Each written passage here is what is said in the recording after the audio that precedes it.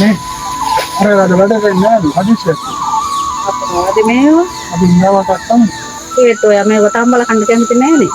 ආසන නැහැ ඉතින් අපරාධනේ නැත්තම්.